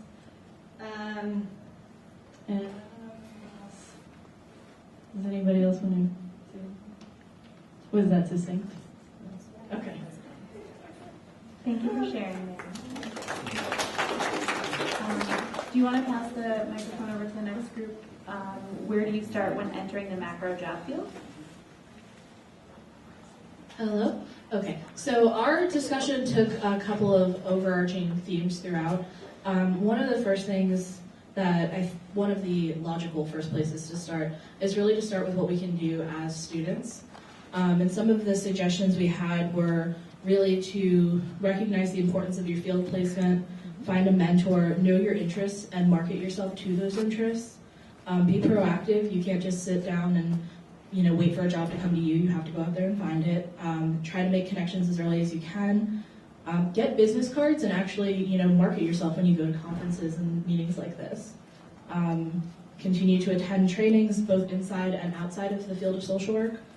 And just broaden your scope, make the contacts that you can, and maintain them.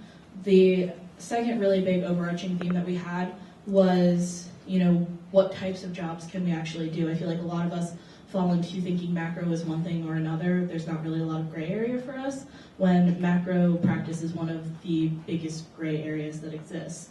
So, we talked about, entry-level positions such as community organizers, but also looking to do supervising or program managing, or getting involved in your community through the Chamber of Commerce, different commissions, local political involvement, the school boards. Bring the micro knowledge you have to a macro policy development level. Yeah, so we just talked about that. Thank you. For the next group, how do we integrate racial justice approaches into organizational policy and practice? If someone wants to share. Thanks. So we talked about a lot of things in our group. We started with this, I think, because racial justice and anti-racism conversations don't often happen in a lot of organizations. We started a lot about talking about experiences with trainings in organizational settings and in community settings, and how that can be a place to start this conversation in a professional space, but then also understanding the challenges of having these conversations in professional spaces.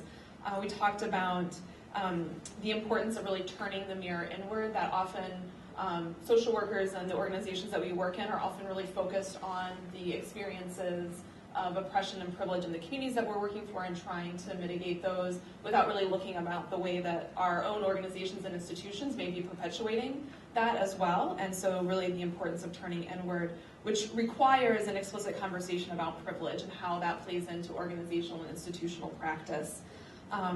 And that we also talked about this, the challenge and the need for creating organizational cultures for this to even happen, that many organizations, there may be barriers to even bringing up the topic, and so we talked about sort of what that might, the impressions of those conversations. So what would it be seen as professional to be talking about our own personal experiences with privilege and oppression, how that shapes our experience in the organization and the work that we do.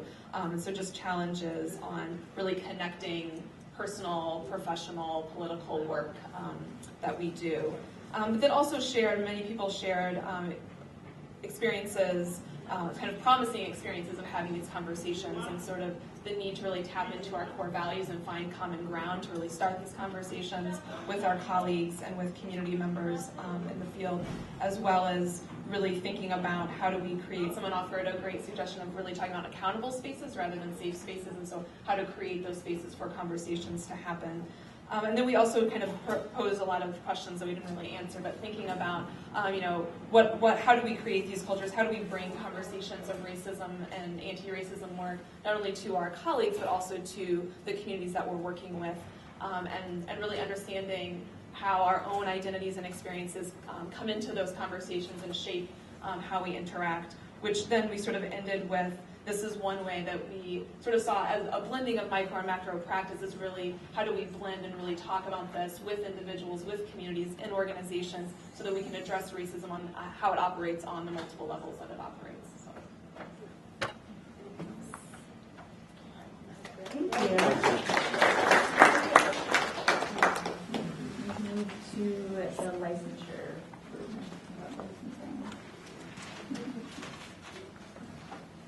Okay. We talked about licensure and how the group was formed about the idea that licensure kind of pushes people toward more of a micro orientation. And just as an aside, I've kind of felt like Foucault was like an honorary member of our group because we spent a lot of time talking about power and language, and that was resonating a lot for me and how powerful those things can be. So a lot of people talked about how licensure is seen as kind of a safe option, or a backup plan, or kind of what you need to have just in case. But that might be more of a perception than reality. And that the language is very confusing. So people when they think of social work, they think of a licensed social worker doing case management or therapy. Whereas, someone said if you look for a job for a macro social worker, if you Google that, you wouldn't find many jobs. And so the language is just really confusing because social worker obviously doesn't equal clinical all the time. And we also talked about the interdisciplinary aspects of this conversation because there's, as we know, a lot of tension and sometimes competition with other disciplines, and that feeds into the whole idea of licensure and the need for people to get licenses so that social work has kind of a turf that it can protect. But that conversely, there might also be, as a strategy, a way to collaborate more with other disciplines to kind of show that there are other avenues to find work and to create a role for social work in combination with working with, for example, public interest lawyers and public health workers.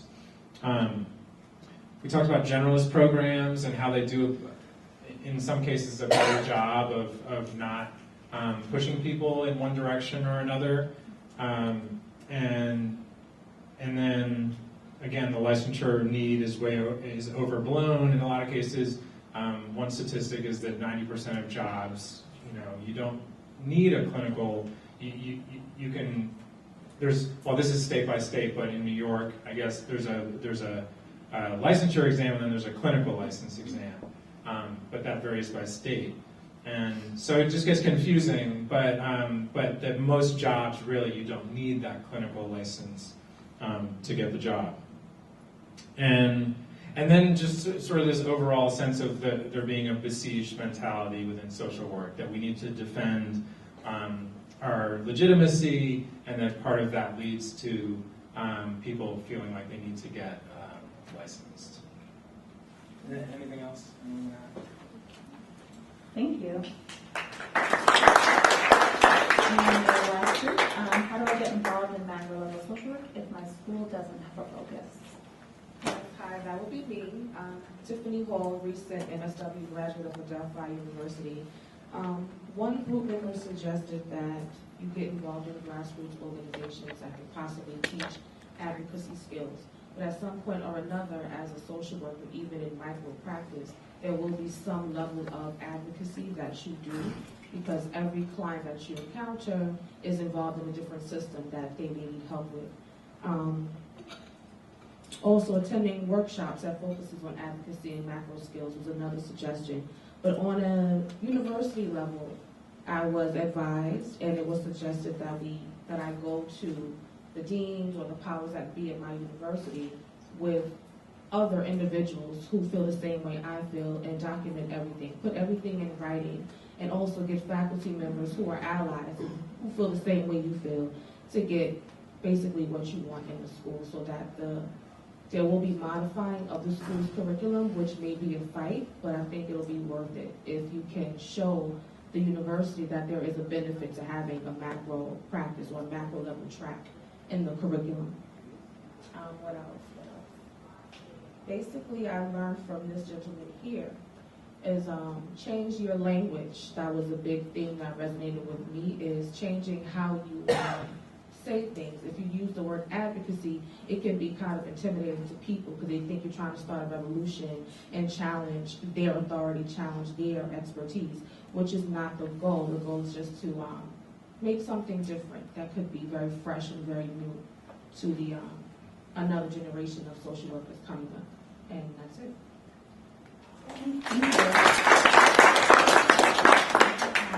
So thank you to everybody for participating in that. It sounds like they were great conversations.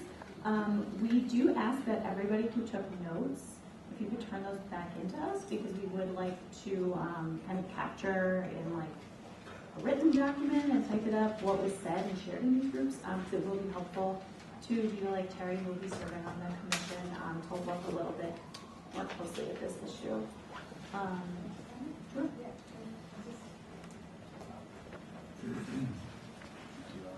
And maybe Loretta and Scott want to comment too, but I mean, it was great discussion because things that we could bring back, and I sort of want to think about solutions, right? How do we bring this back to ACOSA?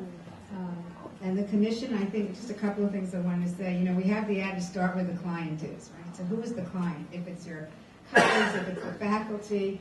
I think challenging faculty, this goes to, you know, blending more and how to deal with the school doesn't have a macro focus. It's just, I want to say that, is to remind people, you know, there's clinical privilege. You've been talking about privilege, right? So it's clinical privilege. The assumption that everybody in the room is clinical has to be challenged. And it's totally inadvertent for the most part, right? It's privilege. And, you know, and so clinical privilege, we have to say, how does that translate when you're in a community setting? I mean, it's asking those professors. You use accountability organizations, or the concept of accountability is great. You know, remember, you're constantly saying, hello, I'm here, right? Sometimes it's a little tedious, but, you know, hello, I'm here, you know, how does this? So every time you hear client, think constituency, you know, it's just trying to, so you're helping the faculty remember that there are more people in the room. You know, they're not going to do it necessarily on their own, they're going to be able to do that. But I think the marketing part, so that's one thing I think that we could do just in general and encourage people to do, is to sort of remind. One of my principles of organizing is assume nobody knows anything, anytime, anywhere. It's like my number one or two. And I mean, that means you're giving people a chance. Did you know that we have people here who are not in therapy? Did you know that? And it is helping them to change their language a little bit, and people will, you know, become conscious. But I think in terms of ACOSA's role, I think we can do more job about marketing. You know, there can be things on our website. How do you market yourself?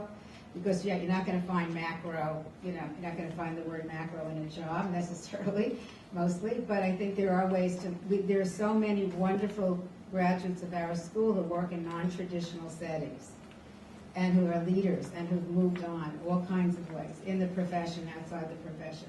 They're program coordinators, so they're not called always community organizer. But sometimes it's good. So I think you can help yourself, but I think ACOSA can do a lot of jobs about marketing and the tips.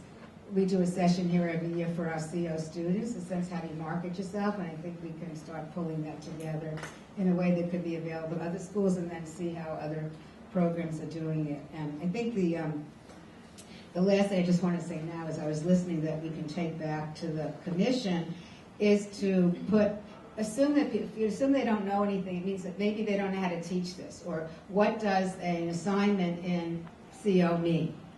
So again, I think we can do it. We could say, here's some samples, you know, you could do this. You know, our dean changed our curriculum a few years ago to have every student in the school do a community assessment.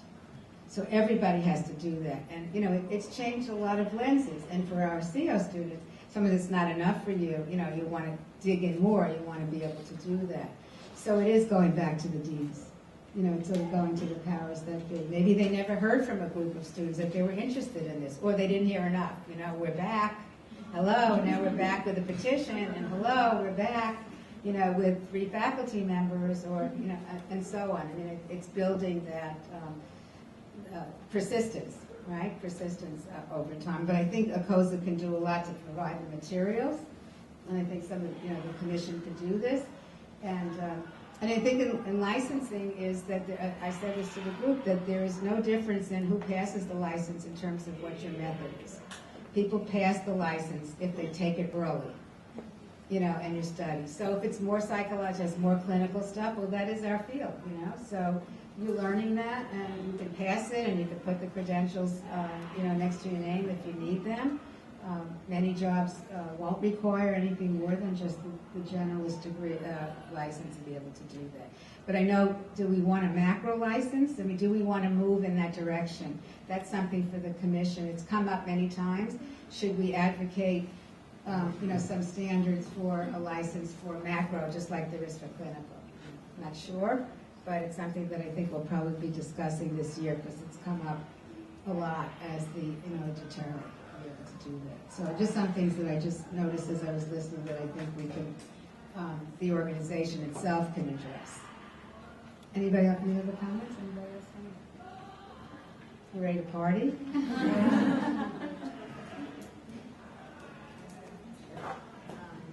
So there are two very important pieces of paper in the folders that we gave you. One is a survey, because we would love to know what you thought of this event, what could have been done better, what you liked, if it was useful, things like that.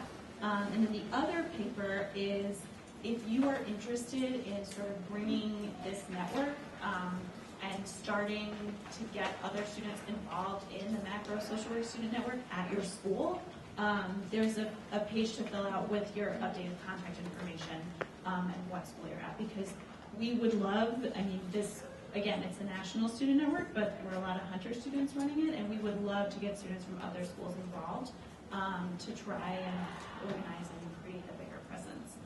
So please let us know. It doesn't matter if you're BSW, MSW, PhD student, doesn't matter. We'll talk to you anyway. So thank you. Oh, and we do have a Facebook page, and if you haven't liked it, you should like it by now, because we post a lot of information on there, and that's going to be a way that we're hoping to keep in touch with people. And after you fill out your survey, we have food upstairs on the second floor, and some things to drink, and we have a nice outdoor space that we can go and stand outside and enjoy the sunshine since it finally started. So you can walk up. Yeah, you can walk up the elevator. It's just one flight, and really, thank you so much for coming. We really appreciate it. And we're really happy.